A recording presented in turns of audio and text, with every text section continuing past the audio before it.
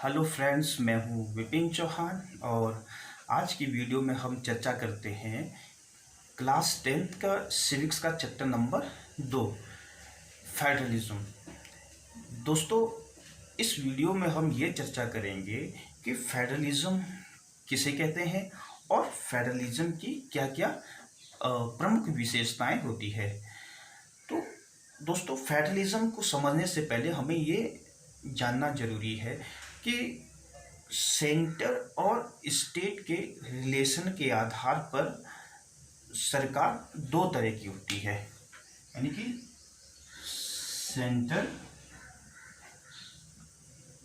State relation.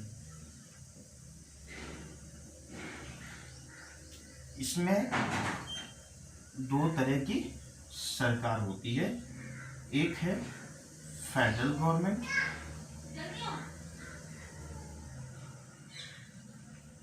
दूसरा है unitary system.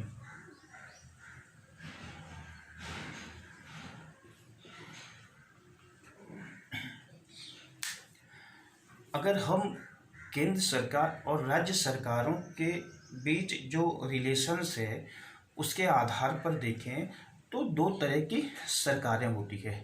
एक तरफ फेडरल सिस्टम है और दूसरी तरफ यूनिटरी सिस्टम है। अगर यूनिटरी सिस्टम या यूनिटरी गवर्नमेंट की बात करते हैं तो यूनिटरी गवर्नमेंट एक ऐसी शासन व्यवस्था है जिसमें सारी की सारी जो पावर्स होती है वो केंद्र सरकार के पास होती है या सेंट्रल गवर्नमेंट के पास होती है। और इसमें राज्यों का अस्तित्व भी होता है, मगर राज्य जो है केंद्र की दया पर निर्भर करते हैं, या कहें कि राज्यों को सारी शक्तियां कहाँ से मिलती है? केंद्र सरकार से। यानी कि केंद्र सरकार के आदेश के अनुसार ही राज्य सरकारें काम करती है। किसमें? Unitary form of the system में या एकात्मक शासन व्यवस्था में। इसका सबसे बड़ा एग्जाम्पल है ब्रिटेन। ब्रिटेन में राज्य भी है और सेंट्रल गवर्नमेंट भी है, और राज्यों को सेंट्रल गवर्नमेंट से ही जो है आदेश मिलते हैं और उसी के अकॉर्डिंग वो कार्य करते हैं। दोस्तों, आगे चलते हैं। फेडरलिज्म दूसरी तरह की शासन व्यवस्था जो है वो है फेडरल सिस्टम। फेडरलिज्म जो है ये दो शब्द फेडरल और आईएसएम से बना है।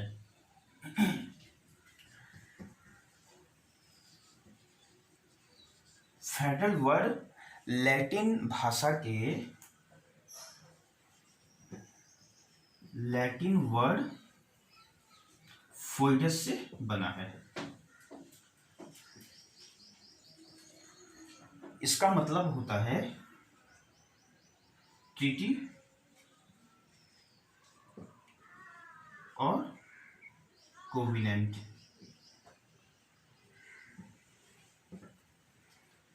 यानी कि फेडरल शब्द जो है लैटिन भाषा के फोइडस से बना है, जिसका अर्थ होता है ट्रीटी और कोविनेंट।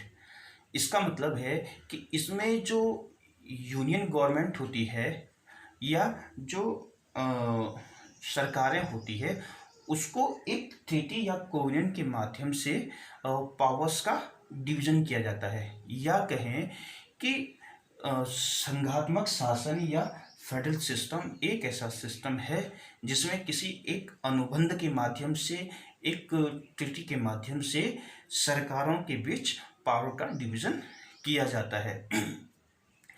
तो दोस्तों, जो संघात्मक शासन होता है उसमें एक तरफ यूनियन गवर्नमेंट होती है और दूसरी तरफ स्टेट गवर्नमेंट होती है, और दोनों के बीच जो है कॉन्स्टिट्यूशन के द्वारा पावर्स का जो है स्पष्ट डिवीजन किया जाता है या शक्तियों का स्पष्ट बंटवारा किया जाता है केंद्र सरकार के बीच और राज्य की सरकारों के बीच। तो कहने का मतलब है कि divisions of power among the different level of the government called federal system. दोस्तों, इसमें जो फेडरल सिस्टम है,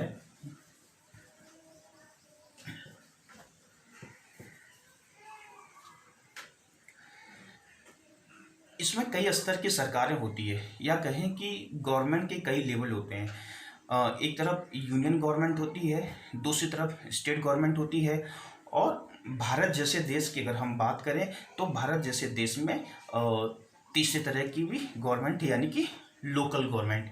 और इन विभिन्न जो स्तर की सरकारें हैं, इनके बीच पावर्स का डिवीजन किया जाता है संविधान में स्पष्ट तौर पर। तो कहने का मतलब ये है कि जो यूनियन गवर्नमेंट है, ठीक है, उनको भी शक्तियां कहाँ से मिलती है? संविधान से मिलती है। और जो स्टेट गवर्नमेंट है या जो लोकल गवर्नमेंट है, उनको भी पावर कहाँ से मिलती है? संविधान से मिलती है।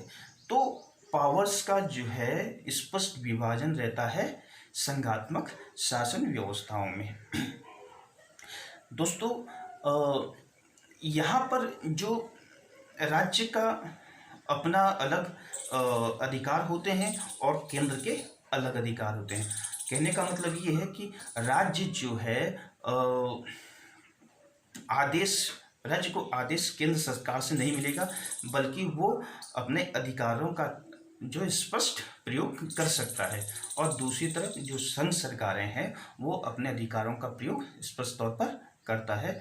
और राज्य की सरकारें जो है अपने अधिकारों के लिए संघ सरकार या यूनियन गवर्नमेंट के प्रति अकाउंटेबल नहीं है, या उसकी यूनियन गवर्नमेंट के प्रति कोई जिम्मेदारी नहीं बनती है। तो दोस्तों, अगर हम देखें तो हाँ, इसे जो है फेडरलिज्म कहते हैं या फेडरल सिस्टम कहते हैं। तो फेडरल सिस्टम में आगे हम इसके फीचर्स पर बात करते हैं, विशेषताओं पर बात करते हैं। तो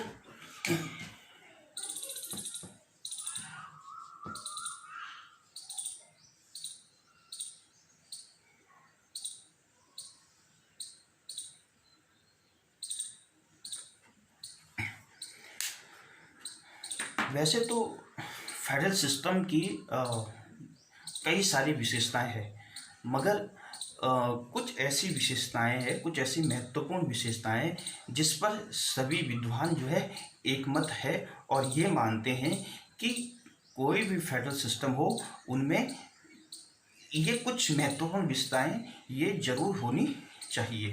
तो पहली विशेषता क्या है? Division of powers.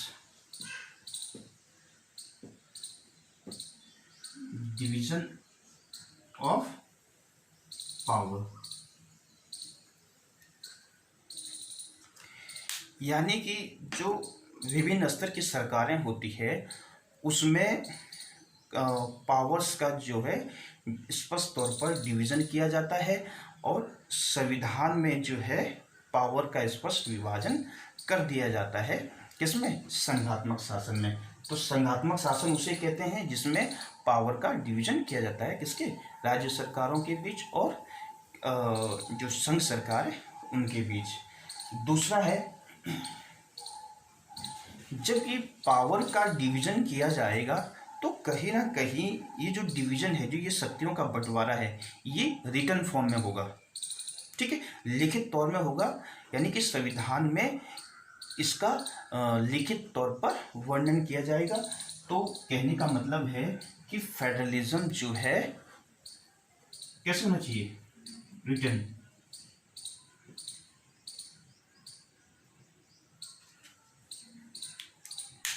राइट। और जब ये रिटर्न में होगा तो कहीं ना कहीं किसके बीच होगा? एक तरफ संघ सरकारें होगी और दूसरी तरफ राज्य की सरकारें होगी, यानी कि तो कहने का मतलब है कि ड्यूअल गवर्नमेंट होगी।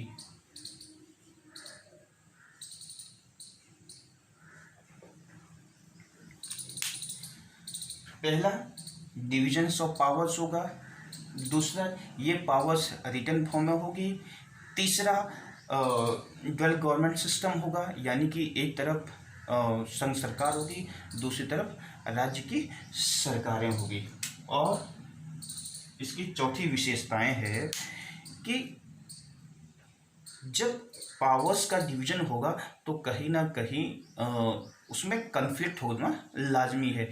यानी कि राज्य सरकार और केंद्र सरकारों के बीच किसी भी इशू को लेकर जो है कन्फ्लिक्ट हो सकता है या संघर्ष हो सकता है। तो इस कन्फ्लिक्ट को, इस संघर्ष को इसके निपटारे के लिए ज़रूरी है कि एक इंटीग्रेटेड जुडिशरी होनी चाहिए।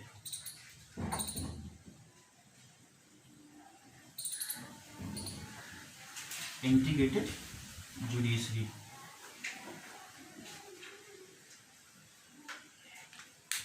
या स्वतंत्र न्यायपालिका होनी चाहिए जो राज्य और एक इंटीग्रेटेड जुडिशियल सिस्टम होगा जो ये देखेगा कि केंद्र सरकार और राज्य सरकारों के बीच जो विवादित मुद्दे हैं उसका निपटारा किया जाए।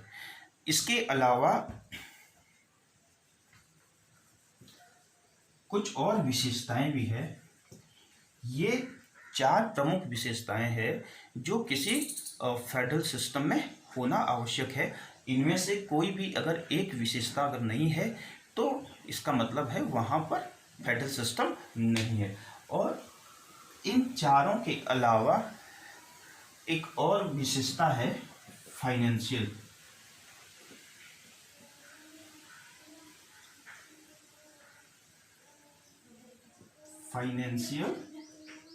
डिवीजन।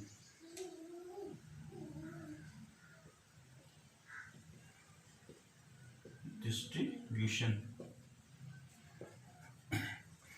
यानी कि फाइनेंस का जो है डिस्ट्रीब्यूशन किया जाएगा राज्य और संघ सरकार के बीच। इसके लिए अगर संघ सरकार के स्तर पर एक फाइनेंस कमीशन होता है जिसको वित्त आयोग भी कहा जाता है, और ये वित्त आयोग केंद्र और राज्यों के बीच जो वित्त का निर्धारण करता है। इसके अलावा स्टेट फाइनेंस कमीशन भी होता है, स्टेट फाइनेंस कमीशन, जो राज्य और विभिन्न जो लोकल गवर्नमेंट है उसके बीच वित्त का निर्धारण करता है। ठीक, इस तरह हम देखते हैं कि जो संघात्मक शासन है उसमें एक तरफ देश की सुरक्षा का ख्याल रखा जाता है। कुछ ऐसे मामले होते हैं जो जिस पर सिर्फ संघात्मक शासन ही कानून बना सकती है और जो देश की सुरक्षा के लिए अति आवश्यक है। और दूसरी तरफ जो है, जो रीजनल डाइवर्सिटी है या रीजनल एस्पिरेशंस है, क्षेत्रीय आकांक्षाएं जो है उनका भी ख्याल रखा जाता है फेडरल सिस्टम में। यानी कि संघात्मक शासन में देश के महत्व के भी मुद्दे होते हैं और ऐसे भी मुद्दे होते हैं जो राज्य स्तर पर जो रोज रोज के कामकाज है उससे संबंधित मुद्दे होते हैं, जो राज्यों की जो महत्वाकांक्षाएं उसका भी ख्याल रखता है।